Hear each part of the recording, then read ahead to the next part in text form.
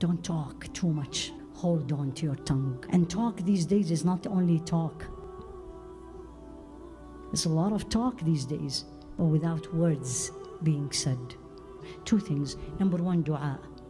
Don't give up on yourself. Even if you see yourself low, we all go up and down. No one is perfect. No one stay like this. No one, including Rasul alayhi salatu wasalam. Otherwise, Allah would not have said to him, stay steadfast. So don't give up on yourself, but also don't be too lenient. It's okay. Don't keep saying it's okay to yourself. When you are too tight on yourself, say it's okay. When your nafs is too loose, say, come on. Dua, dua, and don't give up. And make dua for each other. And one of my favorite dua is رُدَّ الْمُسْلِمِينَ إِلَى دِينِكَ مَرَدًّا جَمِيلًا. Ya Allah, bring all the Muslims back to your deen, beautiful way of return. Ya Rabbi, Ameen.